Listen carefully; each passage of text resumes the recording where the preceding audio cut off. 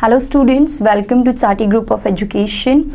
In this lecture, we are going to revise the topic lenses from the section number 1. Okay, so see, firstly, what is mean by the lenses? Lens is always made up of a transparent material. The transparent materials like a glass or the plastic.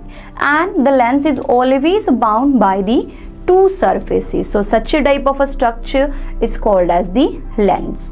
Then after, if you see, mainly there are the two types of the lenses, which are the convex lens and the concave lens. Now what is mean by the convex lens? You can see here, this one lens, that is a convex lens, is a thicker at the center as compared to the edges. So the lens which is thicker at the center than edges is called as the convex lens. Then after, what is a concave lens? You can see in this figure, the concave lens is a thinner at the center and it is thicker at the edges. So such a type of lens is called as the concave lens. Okay. Then after, we are going to learn some basic terms related with the lenses. Okay, center of radius or the center of curvature you have learned in the 9th standard. Similarly, that definitions are here for the lenses also. Okay, so now we are just going to discuss the main terms. In that, the first one is the principal axis.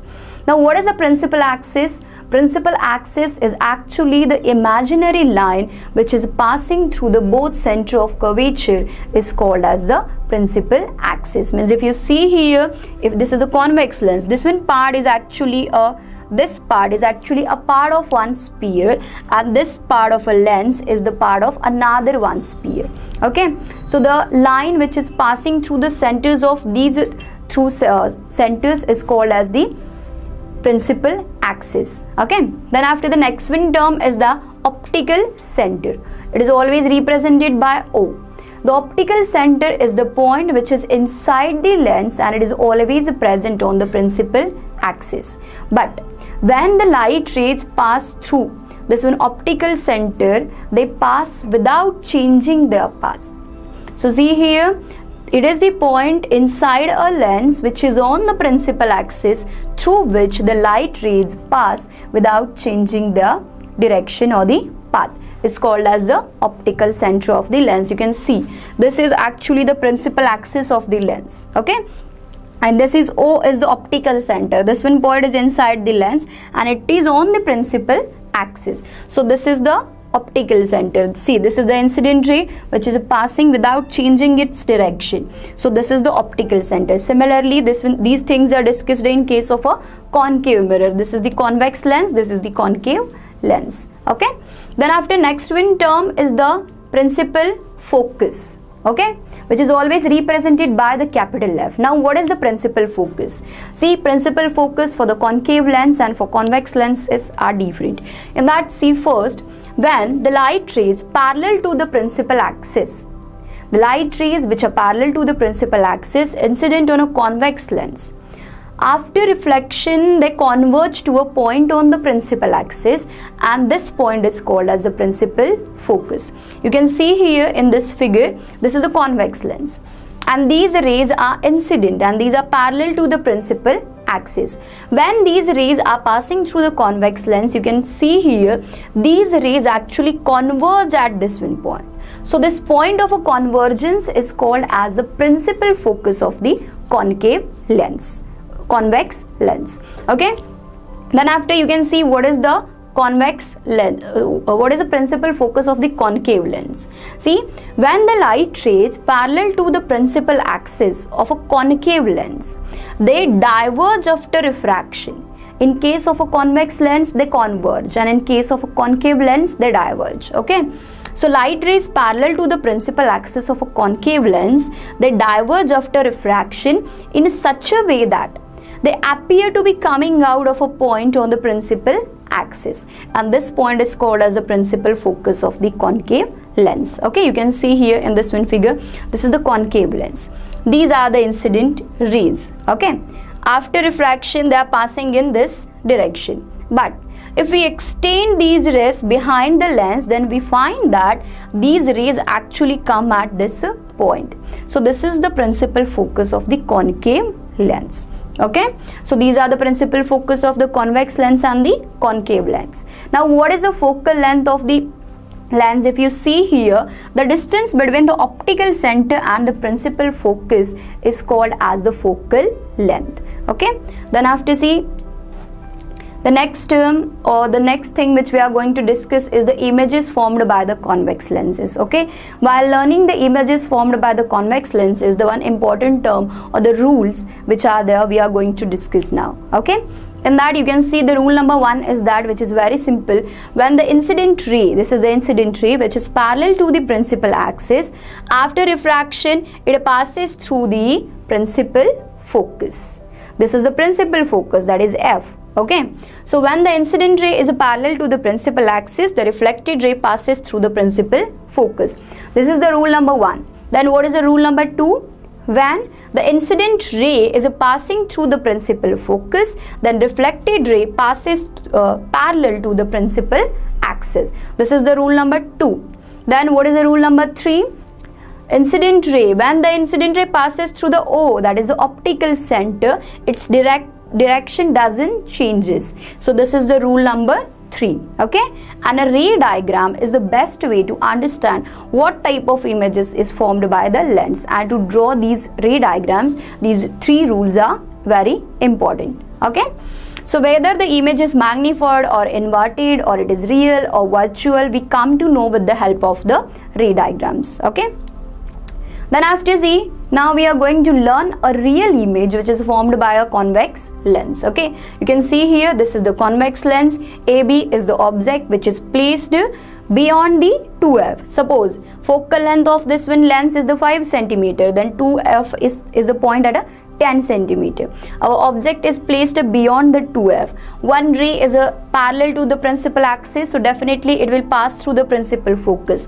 Then another ray coming from the object is passing through the optical center, so definitely its direction will not change, it will travel in the straight line. Okay, these 2 rays after passing through the convex lens, they converge at this one point, and here we get the image of the object, which is A prime and B prime. Okay, so if you see here, the position of the image is between F2 and 2F2.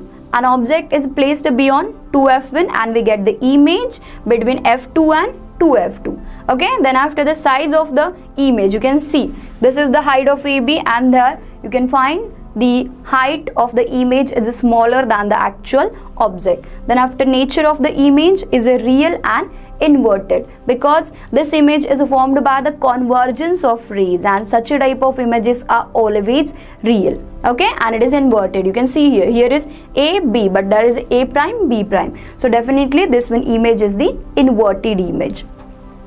Then after, in your textbook you will find one table is given where in the first one column the position of the object is given, in second where actually we get the image of that object, then after size of the image and nature of the image. Okay, so if you draw the ray diagrams with the help of that rules, then you will come to these conclusions. Okay, then after, the next one thing is the images formed by the concave lenses.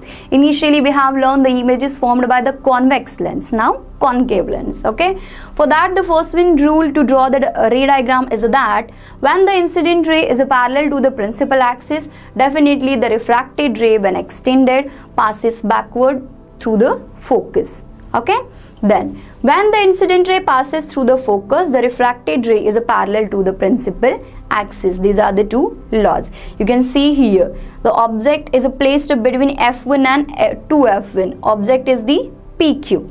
This is your object. One ray is parallel to the principal axis, this one ray. Okay, and here it is refracted. Then after, another one ray is passing through the optical center, so its direction will not change. But if we extend this one ray behind the lens, then we find that these are 2 rays, extended ray and actual this one ray, they come to at this point. They appear to originate from this point. So here do we get the image of the object, P prime, Q prime. Okay, so this is what the image formed by the concave lens. So now see position of the image our object was in between the optical center and the focal point. Size of the image is smaller, we can find in that figure. The nature of the image is virtual because actually the rays are not converged there. The extended rays appear to converge. That's why such a type of image is called as a virtual image, and it is the erect.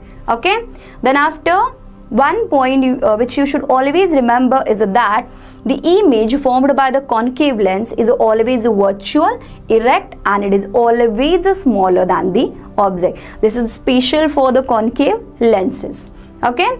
Then after, next one point is the sign conventions. Okay. Now what are the sign conventions for the concave lenses and convex lenses? They are similar. You can see here all the distances on the left hand side of the lenses. This is the convex lens, you can see here. Okay. So all the lenses on the left hand side of the lens are taken negative. Okay. Then after, see here, distance on the left hand side of the origin are negative. Then all the distances on the right hand side of the lens are positive. So distances on the right hand side of the origin are positive.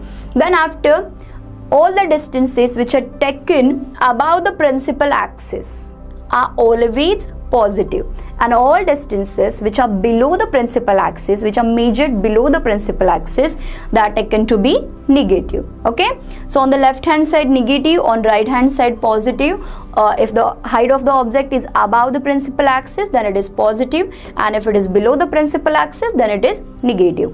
These sign conventions are for the convex lenses, but again you will find the sign conventions for the concave lens are also similar like the convex lens. Okay. Here also the distances on the left hand side of the origin or the lens, you can find they are negative. On right, they are positive. Then above the principal axis, all the distances or the height of the object or image is always taken positive. Then below the principal axis, it is always taken as the negative one. Okay. These are the sign conventions for the concave and the convex lenses are both are similar. Then after, see, the next one point is the lens formula. Now see here, simply the lens formula is the formula which gives the relationship between the distance of object, distance of image, and the focal length. Okay. So this is the lens formula. You can see here it is 1 upon V minus 1 upon U is equals to 1 upon F, where V is the distance of the image from the lens. Then U is the distance of the object from the lens, and F is what? F is the focal length of that one particular lens. This is the lens formula. Then after, the next one term is the magnification. Simply magnification is the ratio of the height of the image to the height of the object. Okay. So magnification is equals to height of the image, which we represent by h2, and height of the object by h1. So m, that is magnification, is equals to h2 upon h1. Again, this one magnification is also related to the distance of object V, and is related with the distance of image also, an object. Okay. So magnification is equals to distance of the image upon distance of object. Distance of image we represented by V and distance of object by U. So we get another formula to calculate the magnification, and it is the m is equals to V upon U. So actually we get the two formulas to calculate the magnification, that is m is equals to h2 upon h1, height of image to the height of object. Then magnification is equals to V upon U, that is the distance of image to the distance of object. Okay. Then after, power of lens. Now what is the power of lens? See, it is simply the capacity of a lens either to converge or to diverge the rays. If it is a concave lens, then it will diverge the rays, and if it is a convex lens, then definitely it is a converging lens. Okay. So convex lens is also called as the convex lens is also called as the converging lens, and concave is also called as the diverging lens. So see here, simply power is the capacity to either converge or to diverge the rays. Then after, power is simply the inverse of the focal length. So, and the focal length is expressed in meters. So focal length of the concave or convex mirror is always expressed in meters. So as here it is given that power is the inverse of focal length, so we get the formula to calculate power is that P is equals to 1 upon F. Okay, and the unit of focal length is a meter, and the unit of power of the lens is the diopter, which is represented by D. So 1 diopter is equals to 1/1 meter. Diopter is the unit of focal length, unit of the power of lens, and meter is the unit of the focal length. Okay, then after combination of lens, suppose if we combine the 2 or more than 2 lenses, then how to calculate the focal length? Simply, if f1 and f2 are kept in contact with each other, then the combination has an effective focal length, and we can calculate that one effective focal length simply by this, with the help of this formula, which is the 1/f is equals to 1 up, here f is the effective focal length, is equals to 1/f1 plus 1/f2. So this is the formula to calculate the actual or the effective focal length of the combination of the lenses. Then after, see, the next one point in this one topic is the human eye. You can see here the figure of the human eye, where the pupil is the firstly the cornea, then after pupil, at the center of pupil iris is there, then after behind the iris crystalline lens is the sclerotic coat, then ciliary muscles are there, choroid, then after retina, which is actually the screen where the image of the object forms, then optic nerve, optic disc, and the muscles. These are the parts of our human eye. Okay, so now see, in that the first one organ or the part of the eye is the cornea. So see, it is a very thin and the transparent membrane which is present on the human eye, and that one external very thin transparent membrane is called as the cornea. Then after, there is a dark fleshy screen behind the cornea. So this is, which is behind the cornea, is called as the iris. Then after, at the center of the iris, you will find a small hole of a changing diameter, which is called as the pupil. So cornea, then after iris, then at the center of iris there is the pupil.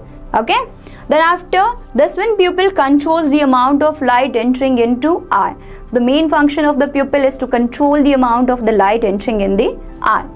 Then after, just behind the pupil in our eye, there is a double convex transparent crystalline lens. So in human eye, there is a double convex transparent crystalline lens is present. Okay, and this lens create a real and the inverted image of the object on the screen.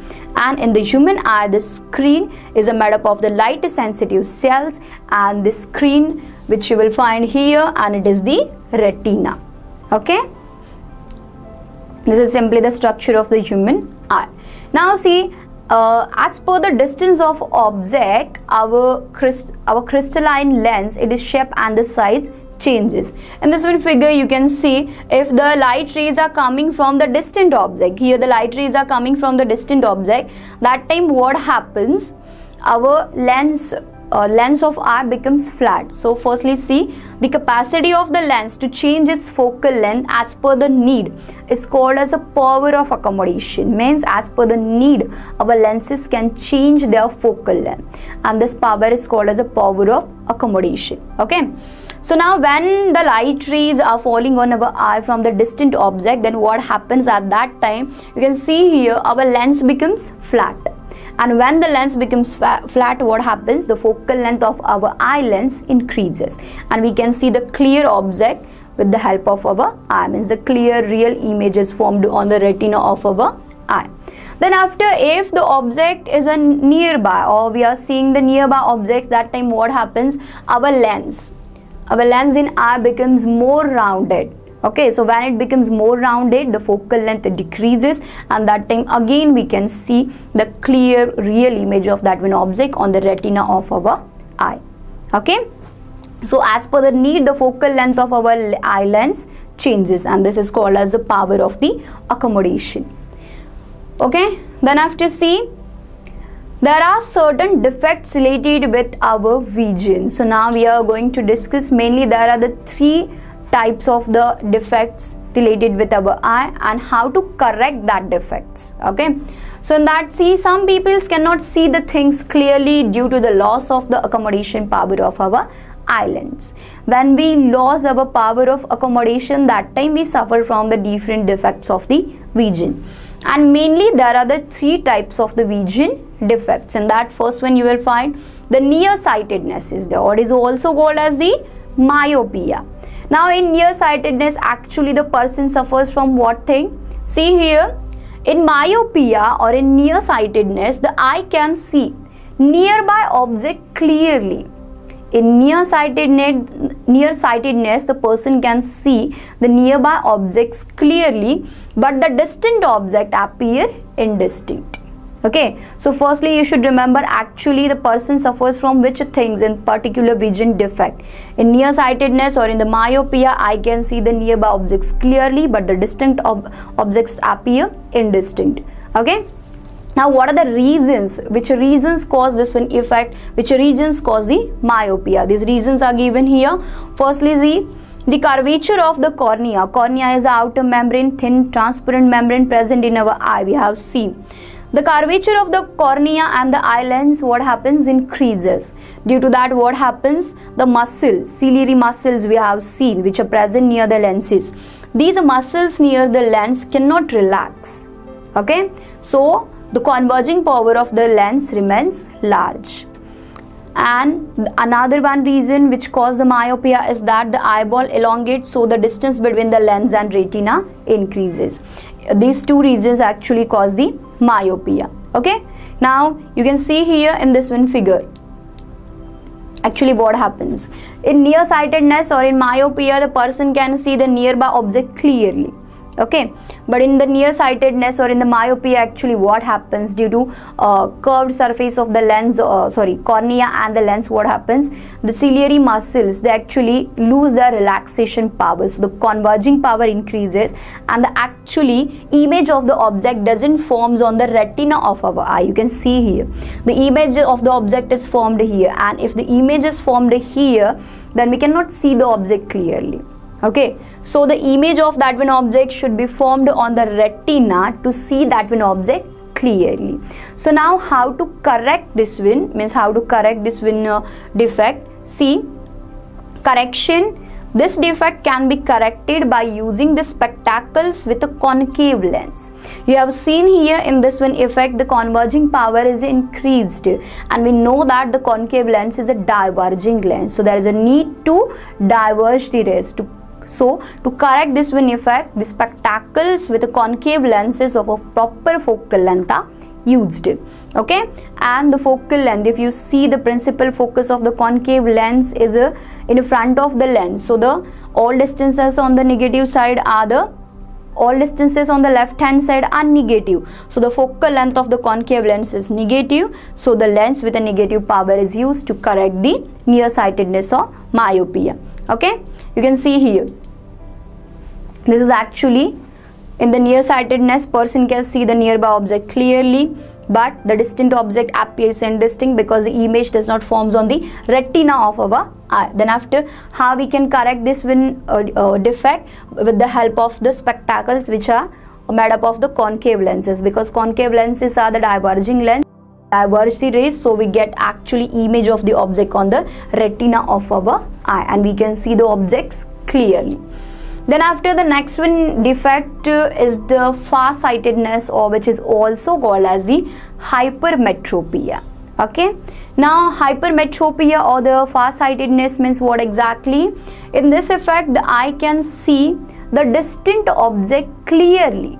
In the nearsightedness, the person can see the nearby object clearly, but in the farsightedness, the person can see the distant object clearly, but the nearby objects indistinctly. Okay, but cannot see the nearby objects distinctly is what the farsightedness, or which is also called as the hypermetropia. So firstly, see, in the farsightedness or in the hypermetropia, the person can see the faraway objects clearly. So these are the rays which are coming from the distant object, and the image of that one object is actually forming on the retina, so we can see the clear object. Then after, person cannot see the distant or cannot see the nearby object. So now see here, the rays are actually coming from the nearby object. Okay, and you will find after passing these rays, the image of the object is actually forming behind the retina, so we cannot again see the object properly. Okay, now to get the clear image of that one object, there is a need to increase the converging power of this one eye lens, and to converge the rays we use the convex lens. So to correct this one defect, we use the convex lens, which actually converge the rays, then after they pass through the eye lens, and we get the image of the object on the retina of our eye, so that we can see the object clearly.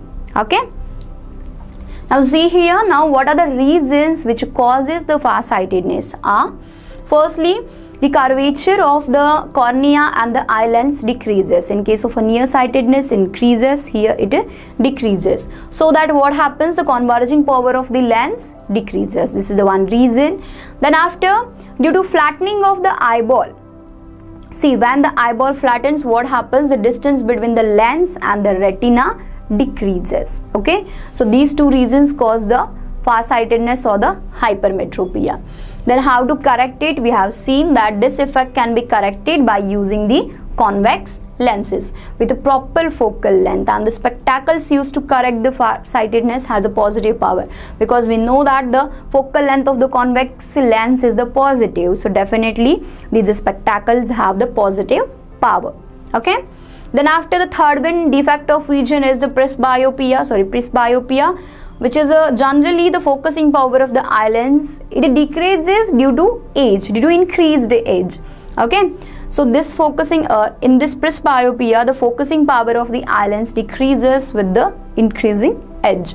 The muscles near the eye, they lose their ability to change the focal length, and due to that, the near point of the eye shifts farther from the eye. Because of this, the person cannot see the nearby object clearly. So the presbyopia is due to the increased edge. Okay, then after, see, now what are the uses of the convex lens are given here. You can see here in the medical equipments, then after in scanner, in CD players, we use the convex lenses. These instruments, they actually use the less light, and for the proper working of these equipments, the concave lenses are used.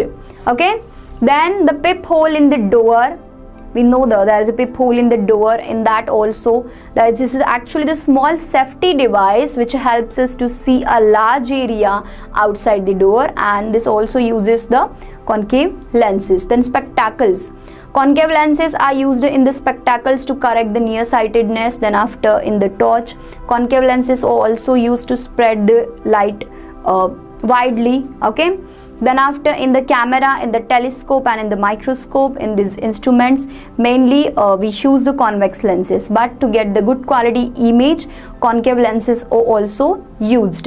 Okay, then after, you can see here, these are the actually uses of the concave lenses, A to E. Then after, uses of convex lenses, we use the convex lens in the simple microscope, then after in the compound microscope, and in the optical instrument. Okay, then after, the next one point is the persistence of the vision.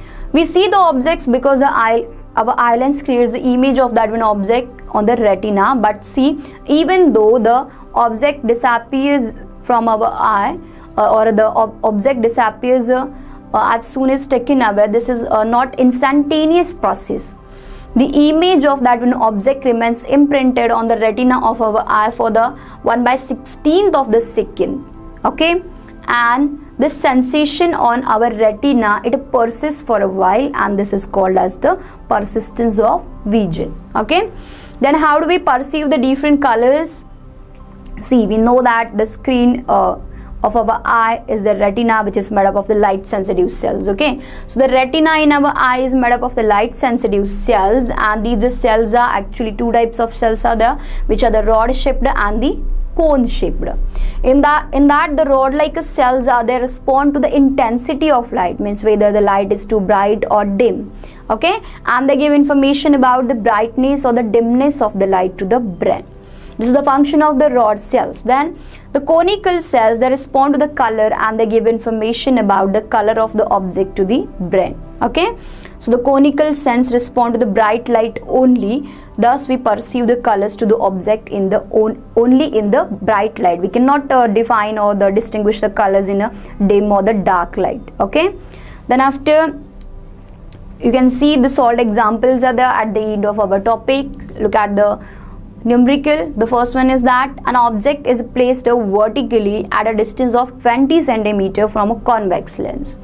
If the height of the object is a 5 centimeter and the focal length of the lens is 10 centimeter, what will be the position, size and the nature of the image, and how much bigger will be the image as compared to the object? Okay, so firstly we will write down the given things. The height of the image, we always represent it by h1, it is 5 centimeter. Then focal length of that one lens is 10 centimeter. We are using the convex lens, so it is positive. Then distance of the object u is minus 20 centimeter, because object is always kept in front of a mirror and all the distances on left hand side are negative, so minus 20. Then which things are asked here? The image distance, that is v, the height of the image, that is h2, and magnification m. Okay, so firstly see, we will calculate the image distance, that is v, and for that we know the mirror formula, which is 1 upon f is equals to 1 upon v minus 1 upon u. Okay, we will rearrange it. Then after, if we solve this, you will get the v is equals to 20 centimeter. So the positive sign of the image distance shows that the image is actually formed at a 20 centimeter on the another side of the image. Okay, sorry, another side of the lens.